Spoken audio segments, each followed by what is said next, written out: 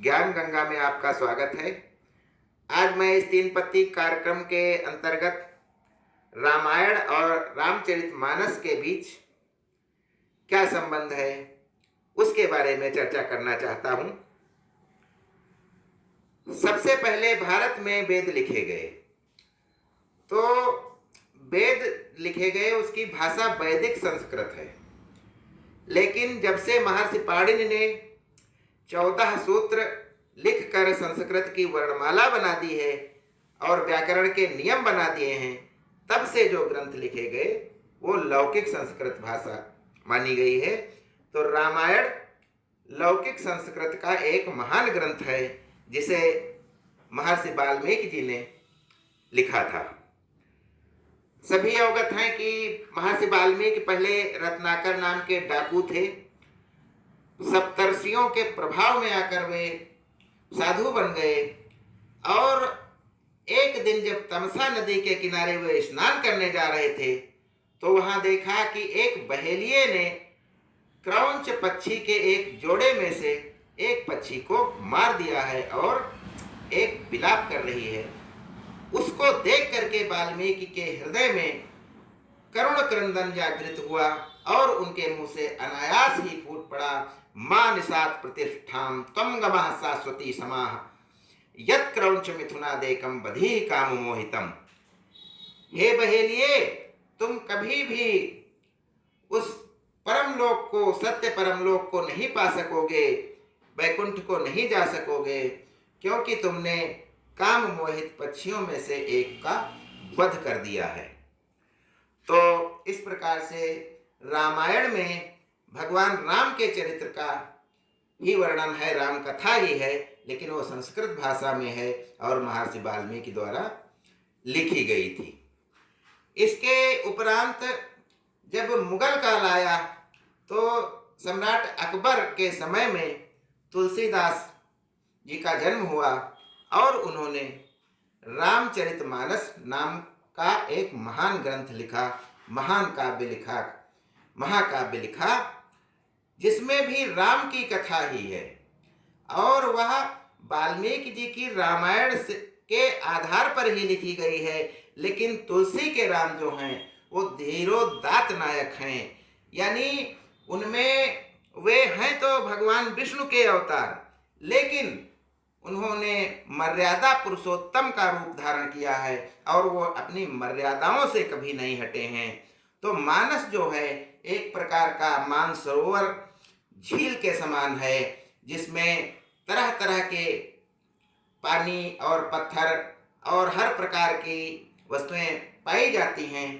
तो जो रामचरितमानस है वो 24 घंटा हम लोग पाठ करते हैं, कभी कोई कार्यक्रम होता है और उसमें राम के चरित्र का वर्णन किया जाता है। इसके नायक जो हैं भगवान राम धीरोदात्त नायक हैं और वे मर्यादाओं को धारण किए हुए हैं। जहाँ कृष्ण जी का चरित्र शुरुआत से ही चमत्कार पूर्ण रहा, उन्होंने जिंदगी भर चमत्कार दिखाया, वहीं राम भगवान विष्णु का अवतार होते हुए भी कभी उन्होंने कोई चमत्कार नहीं दिखाया, अपितु वे सदैव सज्जनता से ही रहे। उनकी उदारता देखिए, बार बार मुनि आज्ञा दीनी रघुवर जाय शयन तब कीनी, यानी मुनि की आज्ञा के बिना वो शयन करने भी नहीं जाते हैं। जब भगवान राम लक्ष्मण जी को जनकपुर दिखाने ले जाते हैं तब भी मुनि से पूछ करके जाते हैं, जो आज्ञा आय सुमय पाओ नगर दिखाए तुरंत ले आओ। इस प्रकार से रामचरितमानस जो है उसमें बहुत सा ज्ञान भरा है और तुलसीदास ने राम के चरित्र को महिमा मंडित करके एक मर्यादा पुरुषोत्तम का स्वरूप बना दिया है। इसमें मानसिक रोगों के संबंध में इसमें हर प्रकार की सीख निहित है।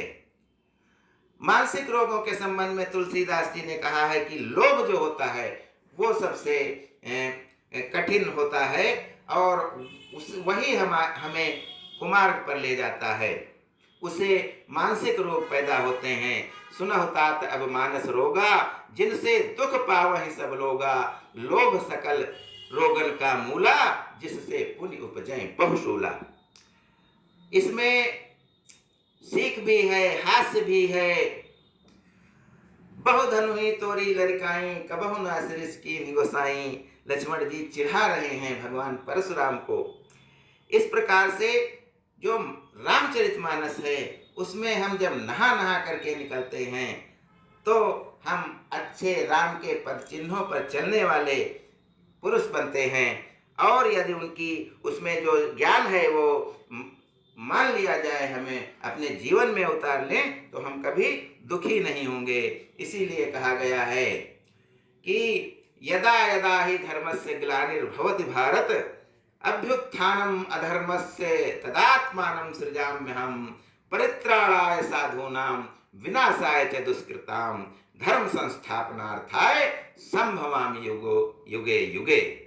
वहीं तुलसीदास ने भी कहा है, जब जब होई धर्म की हानि, बाढ़ई असुर यधम अभिमानी, तब तब धरि प्रभु विविध शरीरा, हरहि कृपा निधि सज्जन पीरा। जब जब संसार में अधर्म का राज स्थापित होता है तो उसको मिटाने के लिए, धर्म का राज्य स्थापित करने के लिए भगवान को धरती पर आना ही पड़ता है। ये थीम है हमारे रामचरितमानस की।